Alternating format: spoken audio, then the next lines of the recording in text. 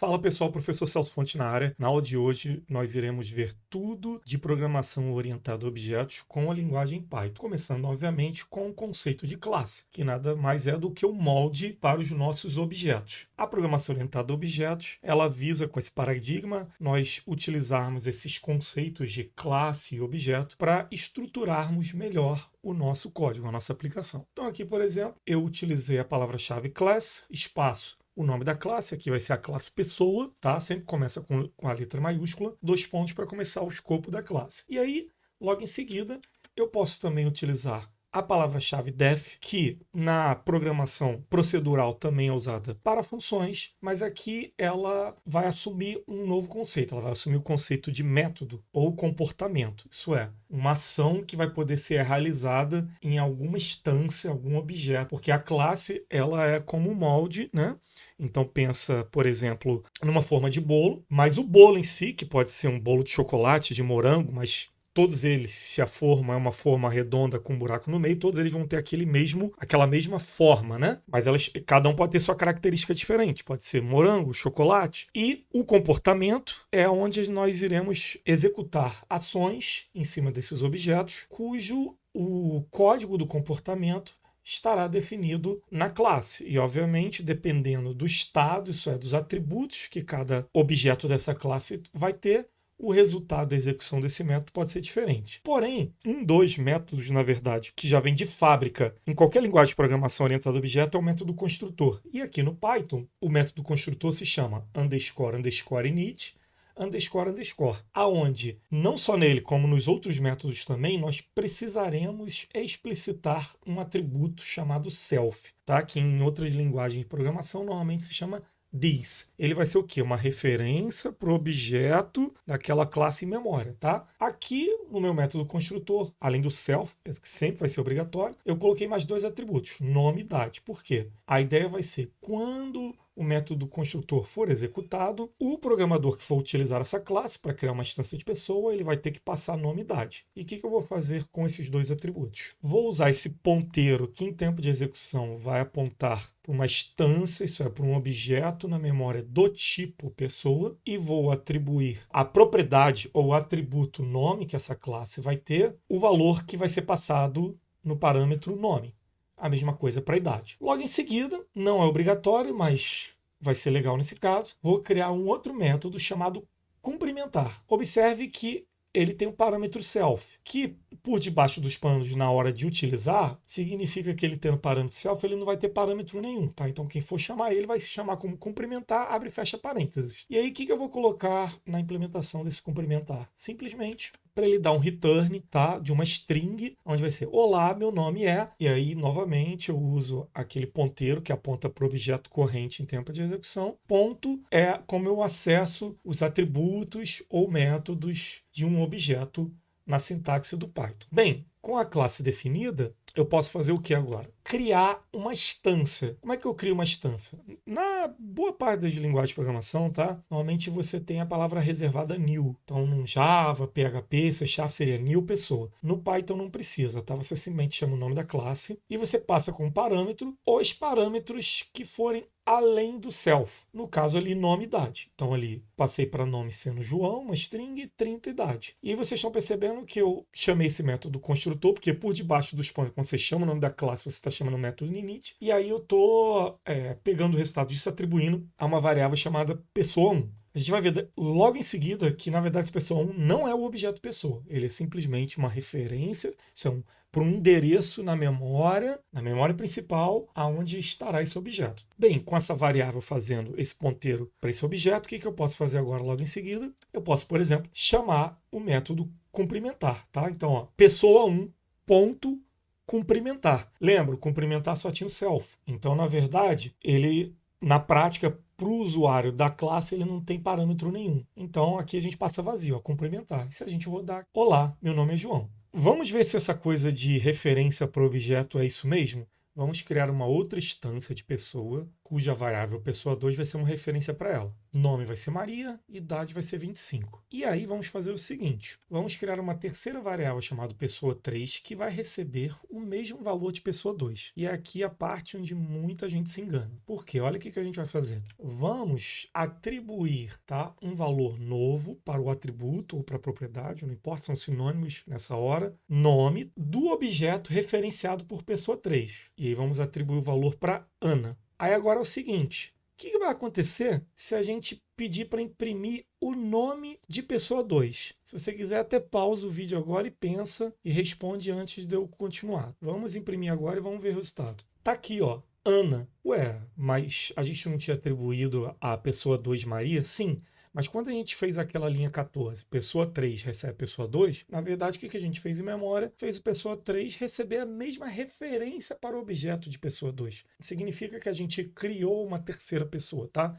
Eram só duas variáveis apontando para o mesmo objeto. Se a gente troca o nome de uma, é porque a gente está trocando da mesma, ok? Bem, o próximo conceito que nós iremos ver agora de orientação a objeto com Python é o recurso de herança. Então, para isso, nós iremos criar aqui uma nova classe chamada funcionário. E observem que agora estou usando ali, depois do nome da classe, o parênteses, estou passando o nome de uma outra classe dentro do parênteses, pessoa. Com isso eu estou dizendo o quê? Que funcionário, ele será uma especialização de pessoa. No caso, ele vai herdar tudo de pessoa, tanto os métodos como os atributos. Então aqui, por exemplo, na hora de criar o método construtor dele, além do self e além de nome e idade, eu vou colocar um terceiro atributo, salário. E aí, a minha primeira instrução no método construtor, eu vou usar um outro recurso chamado super, aonde ele me permite chamar o método construtor da minha superclasse. Isso é, funcionário, ele é uma especialização de pessoa. Então, a superclasse, ou a classe mãe de funcionário, é pessoa. E aí eu chamo ali explicitamente o método init, né, que é o método construtor, e passo o nome idade. Por quê? Porque em tempo de execução ele vai repetir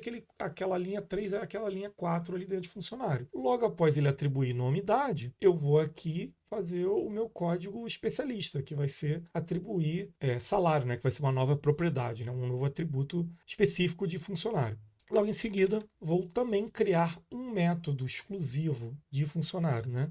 Ele vai herdar a priori cumprimentar, mas ele vai ter um dele exclusivo, que vai ser o quê? Exibir salário. Se esse método for executado, ele vai retornar essa string. Meu salário é self salário. Então aqui, por exemplo, eu posso criar uma instância de funcionário, ó, nome, idade, o salário, né, de Carlos aqui. Posso executar o cumprimentar. Por quê? Porque ele herdou automaticamente de pessoa. Então ele vai aparecer lá, olá, meu nome é Carlos. E posso também executar um método exclusivo meu aqui, né, que é o exibir salário. Então se a gente rodar esse código, tá aqui, ó, olá, meu nome é Carlos, né, o método que ele herdou lá de pessoa, e meu salário é 5.000. Bem, outra coisa interessante sobre herança no Python é que o Python suporta herança múltipla. Então aqui, por exemplo, podemos criar uma classe chamada habilidade, com um método chamado exibir habilidade, que seria só um return de uma string bem estática chamada sou programador, e logo em seguida criar uma outra classe chamada funcionário programador, que vai herdar tudo de funcionário e habilidade. Aqui eu estou usando pass porque essa classe eu não vou colocar nada nela explícito, tá? Vou deixar ela em aberto, só recebendo o que ela recebe mesmo nativamente por herança. E aí, isso é legal porque eu posso chegar aqui, criar agora essa minha instância de funcionário programador, que herda tudo de funcionário. Lembre, funcionário, por sua vez, herda tudo de pessoa. E por ter suporte herança múltipla, ainda herda tudo de habilidade. Que no caso, habilidade, a única coisa que ele vai herdar é aquele método estático exibir habilidade, que a gente pode rodar aqui, obviamente. Está aqui o método. Bem, o próximo recurso se chama classe abstrata e método abstrato. Para utilizar eles no Python, a gente vai precisar importar alguns módulos específicos. São eles o ABC e o Abstract Method, ambos do módulo ABC, tá? Que vem nativamente instalado no Python. Então aqui, por exemplo, podemos criar uma classe abstrata chamada animal, que ela precisa, no caso do Python, né, ser uma especialização, né, fazer um extend, né, outras linguagens normalmente usam o extend, dessa classe nativa do Python chamado ABC. Quando eu faço isso, na hora eu já torno essa classe nativamente abstrata e torno ela impossível de ter instâncias, objetos do tipo animal, tá? No caso, essa classe, a utilidade dela vai ser com que um programador ou um usuário programador dessa classe crie especializações dessa classe. Então, aqui nessa minha classe abstrata animal, eu posso também, se eu quiser, criar um método abstrato. Então, aqui eu tenho o método emitir som, que aqui eu estou colocando para fazer nada, tá? A priori, o código dele está sendo para fazer nada, e eu estou usando aqui o decorator, tá?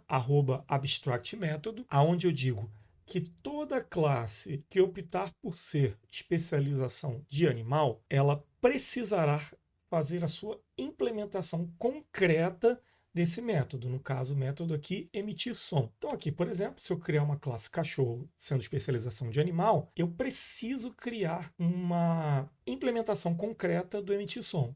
Então aqui, por exemplo, em cachorro vai retornar uma string au. E aí tem aqui uma variável, que vai ser uma referência para um objeto do tipo cachorro, e eu posso chamar aqui o método emitir som. Então se a gente rodar, tá aqui, ó, au. Agora, imagina que, por exemplo, eu tentasse tirar a implementação obrigatória de emitir som e continuar cachorro sendo uma especialização de animal. Se a gente rodar, o que vai acontecer? Vamos tomar um erro, porque não implementamos o método emitir som, que foi declarado como sendo abstrato na classe abstrata, no qual cachorro é uma especialização. Bem, e por último, vamos ver o conceito de encapsulamento no Python. Como é que funciona? Vamos lá. Digamos que a gente tem uma classe chamada conta bancária, que no método construtor ele vai receber um parâmetro chamado saldo. Esse saldo vai ser atribuído a um atributo também chamado saldo, mas que vai ter 2 underscore na frente. Quando a gente faz isso, seria o equivalente a outras linguagens de programação a colocar lá o private. Isso é, aquele recurso, quando for utilizado, obviamente, né, com um objeto, ou até com um método também, ele só vai ser acessível ali dentro do escopo da classe, tá? Não do lado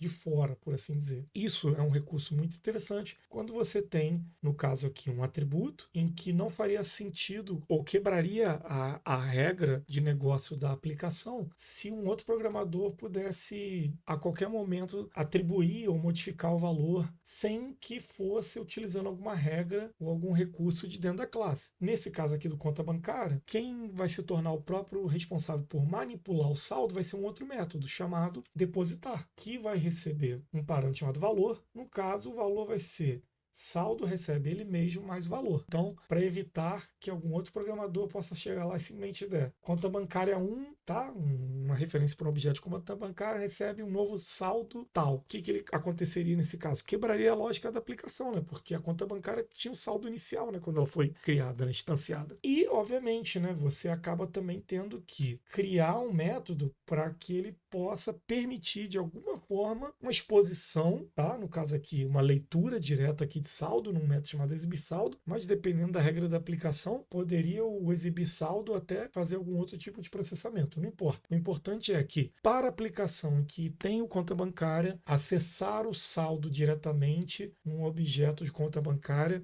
quebraria a lógica da aplicação. E por isso a gente está usando o recurso de encapsulamento. Então aqui, por exemplo, posso criar uma conta bancária aonde eu vou usar 1.000, né, o valor inteiro, para que isso vá para o método construtor e possa setar o valor inicial lá de saldo. E num depósito, passando R$ 500, ele faça a regra de negócio e pegue o saldo inicial e some mais 500. Eu poderia rodar e ver aqui, ó, R$ 1.500 de saldo. E o que aconteceria se eu tentasse alterar o valor de saldo fazendo isso aqui, ó? Conta ponto, underscore, underscore, saldo recebe R$ 300 e rodasse, eu continuaria tendo meus R$ 1.500, tá? Por quê? Porque eu não estou acessando diretamente aquele atributo criado no momento da instanciação. Isso continua fazendo o quê? Protegendo a lógica da minha aplicação, no qual eu optei por tornar saldo algo encapsulado. Então é isso, pessoal. Espero que vocês tenham gostado dessa videoaula